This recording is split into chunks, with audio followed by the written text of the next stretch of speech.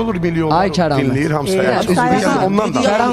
Bir dənə üzr istəyirəm, bir məsələ aydın gətirin mən. Mən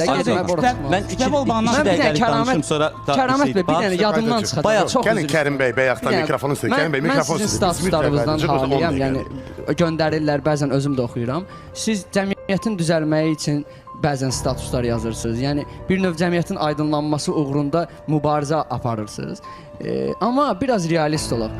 100 kəramət böyükçöl yan-yana yığılıb meyxananı tənqid etsə, bunu yoxa çıxartmaq olmayacaq. Deyək ki, mən sizlə razıyam. Bunu yoxa çıxarda bilmirik. Özüm də bilirəm. Kontingenti həddən artıq böyükdür. Yəni siz meyxananın M-sini yazırsınız, rəylər aşağıda sizi linç eləyirlər. Bu 50 il əvvəl də belə olacaqdı, 50 il bundan sonra da belə olacaq.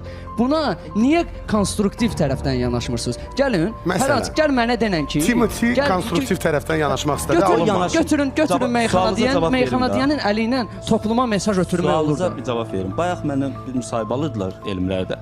Jurnalist mənə sual verdi ki, bəs aşıqları tənqid eləmişsiniz də sərt şəkildə. Birdən sizin övladınız da aşıq olsa, neyniyərsiniz? Bir xeyli düşündüm, nə deyim? Yox, dedim aşıq olsun ya, amma aşıq namiq olmasın. Heç olmasa aşıq ədalət demək olsun da. Demək problem adlardadır. İndi yaxşı, anladım. Meyxana bizim xalqın folklordur və insanlar... Meyxananın aşıq ədaləti varmı sizin üçün? Yoxdur. Bir şey deyim. Mən yaxşı, bizim xalqın folklorudur, insanlar bunu sevir. Amma gəlin, bunlara zövqlü, heç olmasa bunun yaxşısını verək. Hətta çəkməyişəni üstüsü qoy dağlara. Ay bəy, sizin o dediyiniz qafiyənin 20 yaşı var. Mən sizlə razıyam. Siz elə bilirsiniz ki, meyxana deyən, bax xanım bayaqları deyir ki, şairlər, ciddi şairlər meyxana deyənlərdən az tanınır. Siz elə bilirsiniz ki, o problem bizi narahat eləmir. Bizim məhəllədə market var, bir yaşlı kişi şeir yazır, çox pis şeirlər yazır.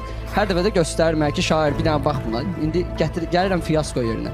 Çox pis şeirlər yazır. Nəzakət xəttinə deyirəm ki, bunu gözəl yazmısınız, daha yaxşı yazmaq olar. Bir dəfə dilə gəldim.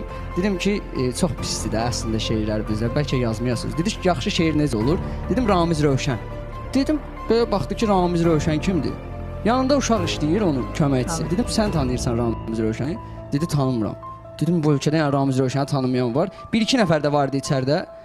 Alışveriş eldə. Dedim, siz də tanımırsınız Ramiz Rövşəni? Dedi, yox. İndi tragediyaya baxın. O marketin içində Kərim abi şairdir, Ramiz Rövşəni tanımırlar. Yəni problem bundadır. Bu məni narahat eləyir. Mən bundan narahatım.